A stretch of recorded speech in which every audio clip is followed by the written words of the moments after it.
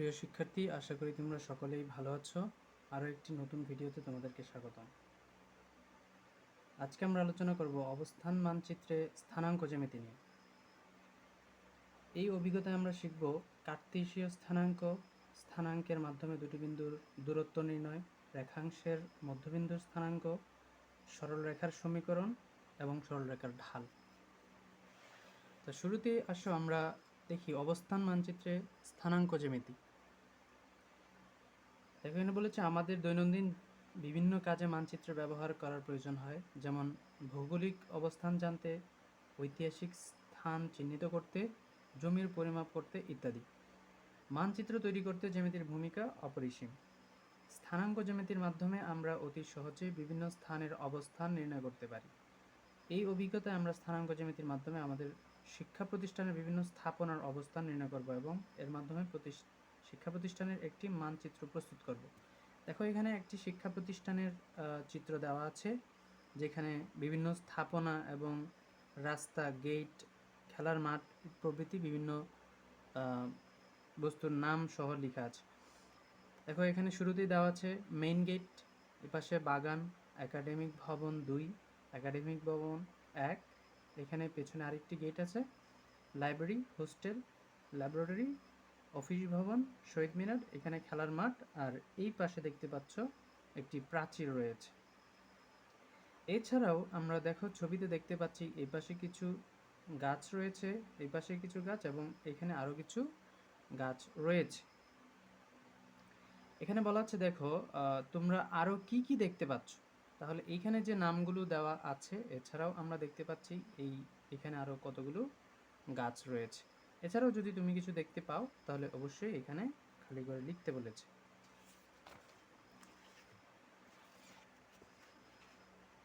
আমরা ওপাশে যে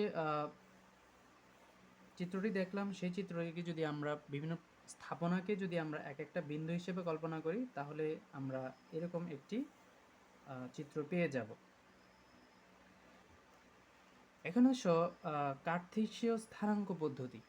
আসলে কার্তেশীয় স্থানাঙ্ক পদ্ধতি বলতে আমরা কি বুঝি? কার্তেশীয় স্থানাঙ্ক ব্যবস্থায় দুটি পরস্পরচ্ছেদী সরলরেখা থাকে, যারা একে অপরকে সমকোণে বা 90 ডিগ্রি কোণে ছেদ করে।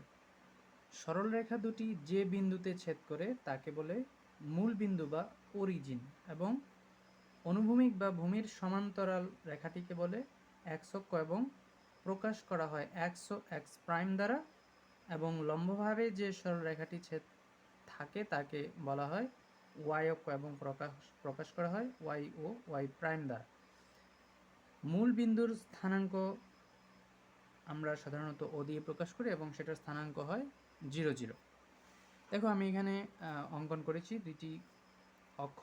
এটা হচ্ছে অনুভূমিক, অর্থাৎ ভূমির সমান্তরাল এক্স ও এক্স প্রাইম, আর এটা হচ্ছে লম্ব, যেটা ভূমির সাথে লম্ব, সেটা আমরা বলতে পারি সেটা হচ্ছে ওয়াই ও ওয়াই প্রাইম। এবং এক্স অক্ষ, তাহলে এটাকে আমরা বলবো ভূমির সমান্তরালটাকে বলবো এটাকে আমরা বলতে পারি এক্স অক্ষ, এবং এই অক্ষটাকে আমরা বলতে পারি হচ্ছে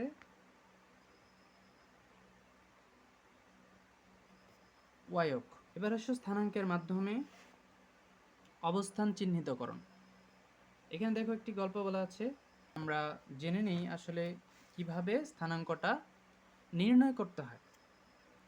দেখো, আমরা যদি এখানে বলি এক্স অক্ষ এবং ওয়াই অক্ষ, এটা যদি হয় মূল বিন্দু, আমরা সংখ্যা রেখায় পড়েছি যে এক্স অক্ষের যদি আমাদের এটা হয় এক্স অক্ষ, এটা যদি হয় মূল বিন্দু, তাহলে এক্স অক্ষের সরলরেখার আমরা সংখ্যা রেখায় পড়েছি, শূন্যের ডান পাশে হয় +1, +2 এটসেট্রা, আর শূন্যের বাম পাশে হয় -1, -2 এটসেট্রা। তার মানে আমরা যদি এক্স অক্ষকে মনে করি, তাই 0 এর ডান পাশে হবে ধনাত্মক সংখ্যা আর 0 এর বাম পাশে হবে ঋণাত্মক সংখ্যা। ঠিক একই রকমভাবে 0 এর উপরের দিকে, অর্থাৎ ওয়াই অক্ষের উপরের যে অংশটা আছে 0 এর উপর দিকে, এই বরাবর ওয়াই অক্ষটা হবে ধনাত্মক, এবং 0 এর নিচের দিকে যেটা আছে সেই বরাবর y অক্ষ হবে ঋণাত্মক। আচ্ছা, তাহলে আসলে আমরা দেখো বিন্দুর অবস্থানগুলো কিভাবে বের করব। যদি আমরা প্রতি ঘরকে একক ধরি x অক্ষ এবং y অক্ষ বরাবর, তাহলে আমরা এখানে দেখো কতগুলো বিন্দু দেওয়া আছে। এ বিন্দুর স্থানাঙ্কটা কি হবে বলো? এটা হচ্ছে অরিজিন বা মূল বিন্দু। আমাদের এ বিন্দুতে আসতে হলে x অক্ষ বরাবর বাম দিকে আসতে হবে, তার মানে x অক্ষের মান হবে নেগেটিভ, এবং এখান থেকে y অক্ষ বরাবর আসতে হবে হচ্ছে নিচের দিকে, তাহলে y এর মানটাও হবে নেগেটিভ। তার মানে আমরা যদি আসি 1 2 3 4 -4 1 2 -1 -2, তার মানে এ বিন্দুর স্থানাঙ্ক হচ্ছে -4 -2। যদি আমরা বি বিন্দুর স্থানাঙ্ক বের করতে চাই, তাহলে মূল বিন্দু থেকে আমাদের আসতে হবে, প্রথমে বাম দিকে আসতে হবে -1 -2, তারপরে যেতে হবে উপরের দিকে, তার মানে y অক্ষের ধনাত্মক দিকের সাথে, তাহলে +1 +2, তার মানে বি বিন্দুর স্থানাঙ্ক হচ্ছে -2 +2। +2 হলে আমাদের প্লাস চিহ্ন না লিখলেও চলবে। সি বিন্দুর স্থানাঙ্ক যদি আমরা বের করতে চাই, তাহলে কি হবে? তাহলে মূল বিন্দু থেকে আমাদের প্রথমে x অক্ষ বরাবর ডান দিকে যেতে হবে, অর্থাৎ ধনাত্মক দিকে, তাহলে +1 +2, তারপরে এখান থেকে যেতে হবে উপরের দিকে, তার মানে ধনাত্মক দিকে, তাহলে +1 +2 +3, তার মানে কি হলো? x অক্ষ বরাবর +2, y অক্ষ বরাবর +3, তার মানে বিন্দুটির স্থানাঙ্ক হলো 2 3। যদি আমরা ডি বিন্দুর স্থানাঙ্ক বের করতে চাই, তাহলে আমাদের x অক্ষ বরাবর ডান দিকে আসতে হবে, তার মানে ধনাত্মক দিকে, 1 2 3 4 5 6, তার মানে হচ্ছে +6, y অক্ষ বরাবর আসতে হবে নিচের দিকে, তাহলে -1 -2, তার মানে হচ্ছে স্থানাঙ্ক হচ্ছে 6 -2। আশা করি তোমরা বুঝতে পেরেছো। যদি কোনো বিন্দুর স্থানাঙ্ক আমরা বলি পি বিন্দুর স্থানাঙ্ক, যদি যে কোনো বিন্দু হয় পি বিন্দুর স্থানাঙ্ক যদি হয় এক্স ওয়াই, তাহলে এই এক্স ওয়াইকে আমরা বলি হচ্ছে ক্রমজোড়।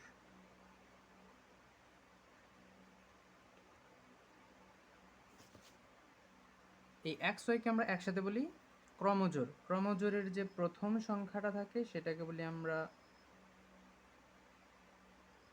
ভুজ, এবং ক্রমজোড়ের যে দ্বিতীয় সংখ্যাটা থাকে সেটাকে বলি আমরা কোটি। তার মানে কোনো একটা স্থানাঙ্ক, কোনো একটা বিন্দুর স্থানাঙ্ক যদি হয় এক্স ওয়াই, প্রথম সংখ্যাটিকে আমরা বলবো ভুজ এবং দ্বিতীয় সংখ্যাটিকে বলবো কোটি, অর্থাৎ এক্স এর মান হবে ভুজ এবং ওয়াই এর মান হবে কোটি। দেখো এক্স এর মানটা হচ্ছে ওয়াই অক্ষ থেকে দূরত্ব। যদি আমরা বলি এই বিন্দুটির জন্য বলি 2 3, তাহলে ওয়াই অক্ষ থেকে এই মানটা হচ্ছে, এই বিন্দুর দূরত্ব হচ্ছে 2 একক, 2 ইউনিট, তার মানে হচ্ছে এখান থেকে +1 +2, ওয়াই অক্ষ থেকে দূরত্ব, এক্স এর মানটা হচ্ছে ওয়াই অক্ষ থেকে দূরত্ব, এবং ওয়াই এর মানটা হচ্ছে এক্স অক্ষ থেকে দূরত্ব। স্থানাঙ্কের মাধ্যমে অবস্থান চিহ্নিতকরণ। দেখো চিত্রে তোমার বইয়ে একটি চিত্র দেওয়া আছে, চিত্র 6.3। আমরা যদি এখানে দেখি কি লেখা আছে ছবিতে, চিত্র 6.3 কি দেখতে পাচ্ছ? একজন শিক্ষক দাঁড়িয়ে আছেন এবং শিক্ষার্থীরা বসে আছে। শিক্ষকের অবস্থান থেকে আনুভূমিকভাবে একটি সংখ্যারেখা এবং উল্লম্বভাবে সমকোণে আরেকটি সংখ্যারেখা গিয়েছে। এই সংখ্যারেখা দুটির নির্দিষ্ট নাম আছে।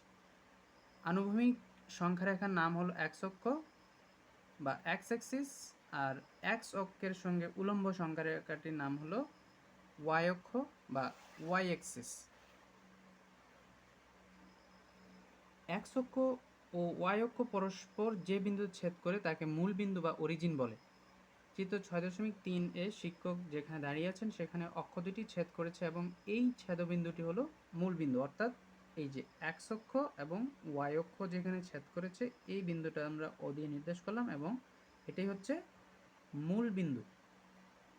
মূল বিন্দু সাপেক্ষে এক্স অক্ষ এবং ওয়াই অক্ষ ব্যবহার করে একজন শিক্ষক গাণিতিকভাবে শিক্ষার্থীদের সঠিক অবস্থান বলে দিতে পারবেন। যেমন শিক্ষার্থী এম এর অবস্থান হলো মূল বিন্দু হতে x অক্ষ বরাবর 5 একক দূরত্বে এবং y অক্ষ বরাবর 6 একক দূরত্বে।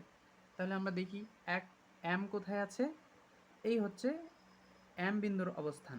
তাহলে এখান থেকে আমরা বলতে পারি x অক্ষ বরাবর 5 একক এবং y অক্ষ বরাবর 1 2 3 4 5 6 একক। তার মানে বিন্দুটার স্থানাঙ্ক হচ্ছে m56। একইভাবে g এর অবস্থান হলো মূল বিন্দু হতে x অক্ষ বরাবর 3 একক দূরত্বে এবং y অক্ষ বরাবর 4 একক দূরত্বে। g কোথায় আছে, এই যে হচ্ছে g। তাহলে x অক্ষ বরাবর 3 একক এবং y অক্ষ বরাবর 1 2 3 4 একক। তার মানে g বিন্দুর স্থানাঙ্ক হবে g34। এদের প্রথমটিকে ভুজ, এই ক্রমজোড়ের প্রথমটিকে বলা হয় ভুজ বা অ্যাবসিসা এবং দ্বিতীয়টিকে বলা হয় কোটি বা অর্ডিনেট। এভাবে মূল বিন্দু x অক্ষ ও y অক্ষের সাপেক্ষে কোনো বিন্দুর অবস্থানকে স্থানাঙ্ক জ্যামিতির মাধ্যমে প্রকাশ করা যায়। এখন তোমরা কি p এর স্থানাঙ্ক লিখতে পারবে? প্রদত্ত বক্সে p এর স্থানাঙ্ক লেখো। দেখো p বিন্দুটা কোথায় আছে, এই যে এখানে হচ্ছে p বিন্দু আছে। তাহলে p বিন্দুর স্থানাঙ্ক কত হবে, x অক্ষ বরাবর হচ্ছে 9 এবং y অক্ষ বরাবর হচ্ছে 6। সুতরাং p বিন্দুর স্থানাঙ্ক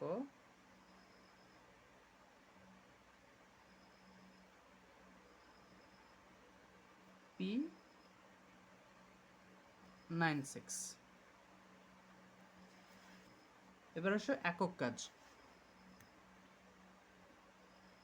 চিত্র 6.3 দেখে নিচের ছকের নামের পাশে ভুজ ও কোটি উল্লেখ করে স্থানাঙ্ক লেখো। বি বিন্দুর স্থানাঙ্ক দেওয়া আছে, ভুজ এবং কোটি দেওয়া আছে, স্থানাঙ্ক দেওয়া আছে। তাহলে জি বিন্দু আমরা বের করি। তাহলে জি বিন্দু এখানে দেওয়া ছিল, কোটি ভুজ ছিল 3 এবং কোটি ছিল 4। তাহলে স্থানাঙ্ক কত হবে, g34। এল বিন্দুর স্থানাঙ্ক কি হবে, এল কোথায় আছে, এই যে এখানে। তাহলে আমরা যদি x অক্ষ বরাবর যাই 3 এবং y অক্ষ বরাবর যেতে হবে 6, তাহলে ভুজ 3 কোটি 6। তাহলে স্থানাঙ্ক হবে L 36। এই বিন্দুর ভুজ কত হবে, এই বিন্দু কোথায় আছে, এই বিন্দু। তাহলে x এর মান হবে 9 এবং y এর মান হবে 2, 9 2। তাহলে স্থানাঙ্ক হবে E92। কে এর স্থানাঙ্ক, ভুজ এবং কোটির মান দেওয়া আছে, তাহলে আমরা কে এর স্থানাঙ্ক লিখতে পারি 16। এ বিন্দুর স্থানাঙ্ক কত হবে, x অক্ষ বরাবর 1, y অক্ষ বরাবর 2, তার মানে 1 2। তাহলে স্থানাঙ্ক কত হবে, a 1 2। এবার দেখো পেজ নাম্বার 129-এ দেখো একটি চিত্র দেওয়া আছে। এখানে বলা আছে, দেখো ধরো এখানে দেখো মূল বিন্দু, এখানে যে আমাদের ফরাসি দার্শনিক, গণিতবিদ এবং বিজ্ঞানী রেনে দ্যাকার্তের এই স্থানাঙ্ক পদ্ধতির সূচনা করেন। তারই নামানুসারে জ্যামিতির এই শাখাটিকে কার্তেশীয় স্থানাঙ্ক নামে পরিচিত। আসলে আমরা যে কার্তেশীয় স্থানাঙ্ক ব্যবস্থা পেয়েছি, এই গণিতবিদের নামানুসারে আমরা এই কার্তেশীয় স্থানাঙ্ক ব্যবস্থা পেয়েছি। আচ্ছা, এখানে দেখো একটি ছবি দেওয়া আছে। কি বলা আছে আমরা একটু দেখি। ধরো তুমি মূলবিন্দু থেকে কোনো একটি বিন্দু যেমন P54 বিন্দুতে পৌঁছাতে চাও। তাহলে তুমি x অক্ষ বরাবর 5 একক দূরত্বে 50 বিন্দুতে পৌঁছানোর পর y অক্ষের সমান্তরাল 4 একক দূরত্ব অতিক্রম করে P54 বিন্দুতে পৌঁছাতে পারো। আবার অন্যভাবে প্রথমে মূলবিন্দু থেকে y অক্ষ বরাবর 4 একক দূরত্বে 04 বিন্দুতে পৌঁছানোর পর x অক্ষের সমান্তরাল 5 একক দূরত্ব অতিক্রম করে P54 বিন্দুতে পৌঁছাতে পারো। পথ দুইটি একটি আয়তাকার আকৃতি তৈরি করে, অর্থাৎ অক্ষদ্বয় এবং P বিন্দু থেকে অক্ষদ্বয়ের উপর লম্ব রেখাদ্বয় একটি আয়তক্ষেত্র উৎপন্ন করে। এজন্য কার্তেশীয় স্থানাঙ্ককে আয়তাকার কার্তেশীয় স্থানাঙ্ক বলা হয়। তার মানে আমরা জানতে পারলাম কার্তেশীয় স্থানাঙ্ক ব্যবস্থাকে আরেকটি নামে ডাকা যায়, সেটা হচ্ছে কার্তেশীয় আয়তাকার কার্তেশীয় স্থানাঙ্ক ব্যবস্থা। এখানে যেটি বলেছে, ধরো যদি কেউ পি বিন্দুতে যেতে চায়, তাহলে সে এক্স অক্ষ বরাবর প্রথমে 5 একক এসে এখান থেকে 4 একক উপরে যেতে পারে, অথবা প্রথমে ওয়াই অক্ষ বরাবর 4 একক এসে এখান থেকে এক্স অক্ষ বরাবর 5 একক যেতে পারে। তার মানে বলছে যে কেউ চাইলে এদিক থেকেও যেতে পারে, এদিক থেকেও যেতে পারে, স্থানাঙ্ক একই হবে।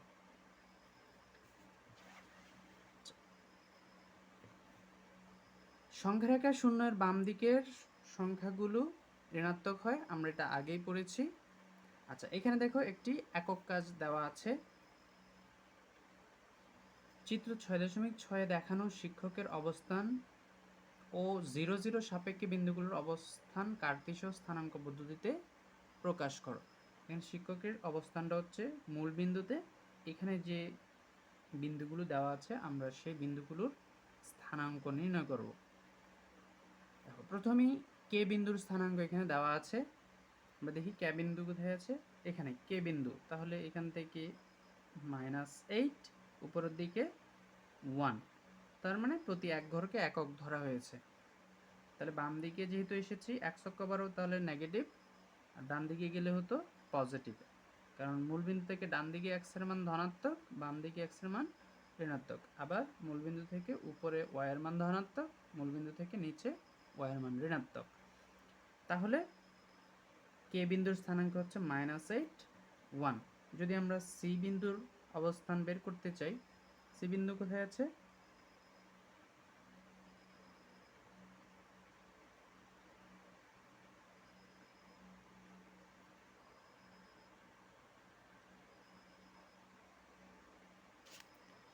আচ্ছা সি বিন্দু যদি আমরা অবস্থান বের করতে যাই স্থানাঙ্ক, তাহলে 1 2 3 4 5, 4 এবং 5-এর মাঝামাঝি আছে। এটা প্রিন্টের জন্য একটু সাইড হয়ে গিয়েছে, কিন্তু এটা আসলে বিন্দুটা মাঝামাঝি আছে। তার মানে 4 এবং 5-এর মাঝামাঝি, তার মানে 4.5, 4.5 এবং ওয়াই এর মান কত 1 2 2.5। তাহলে স্থানাঙ্ক কত হবে, সি 4.5, 2.5। যদি আমরা এই যে বিন্দুর স্থানাঙ্ক বের করতে চাই, এইচ বিন্দু আছে ওয়াই অক্ষের উপরে, তাহলে কত হবে, এক্স এর জন্য দেখো এক্স এর জন্য আমাদের কোনো দিকে যেতে হচ্ছে না, এটা ওয়াই অক্ষের উপরে, আমাদের ডান দিকেও যেতে হচ্ছে না এক্স এর মান, বাম দিকেও যেতে হচ্ছে না, তার মানে এক্স এর মান হচ্ছে 0। ওয়াই অক্ষের উপরে এক্স এর মান সবসময় 0, এক্স অক্ষের উপরে ওয়াই এর মান সবসময় 0। আচ্ছা, মূলবিন্দু থেকে আমাদেরকে নিচের দিকে 5 এবং 6 এর মাঝামাঝি কোনো একটা জায়গায় আসতে হবে, তার মানে ওয়াই এর মান হচ্ছে 5.5। তাহলে স্থানাঙ্ক হবে এইচ 0, এটা মাইনাস হবে যেহেতু আমরা নিচের দিকে এসেছি, -5.5। এন বিন্দুর অবস্থান কোথায় হবে, এখান থেকে আমাদের প্রথমে ডান দিকে আসতে হবে, ডান দিকে কোথায় আসতে হবে, 5 এবং 6 এর মাঝামাঝি, তার মানে 5.5 এবং ওয়াই এর মান হবে এখান থেকে 7, কোথাও ওয়াই এর মান হচ্ছে -7, তাহলে স্থানাঙ্ক হবে n 5.5, -7। অনুরূপভাবে আমরা যদি এম বিন্দুর স্থানাঙ্ক বের করতে চাই, তাহলে কত হবে, এম বিন্দু আছে হচ্ছে এক্স অক্ষের উপরে, তাহলে এক্স এর মান হবে 6 এবং 7 এর মাঝামাঝি আছে, তাহলে হচ্ছে 6.5 এবং এখান থেকে আমাদের উপরে বা নিচে যেতে হচ্ছে না, তার মানে এক্স অক্ষের উপরে আছে, এক্স অক্ষের উপরে মান হচ্ছে ওয়াই এর মান শূন্য, তাহলে বিন্দুর স্থানাঙ্ক কত হবে m 6.5, 0। এ বিন্দুর অবস্থান কোথায় আছে বলো? এ বিন্দুর অবস্থান আছে এখান থেকে 2, x এর মান হচ্ছে 2, y এর মান কত হবে 1 2 3 4 5, y এর মান 5, তাহলে স্থানাঙ্ক হবে a 2 5। বি বিন্দুর স্থানাঙ্ক কত হবে 7 এবং x এর মান হচ্ছে 7, y এর মান হচ্ছে এখান থেকে উপরে 4, তাহলে বি বিন্দুর স্থানাঙ্ক হচ্ছে 7 4। ডি বিন্দুর স্থানাঙ্ক কত হবে +3, এদিকে হচ্ছে -2, যেহেতু মূলবিন্দু থেকে ডান দিকে যাচ্ছি +3, আবার x অক্ষ থেকে নিচের দিকে আসছি, তাহলে হচ্ছে -2, -1 -2। ডি বিন্দুর স্থানাঙ্ক 3 - 2।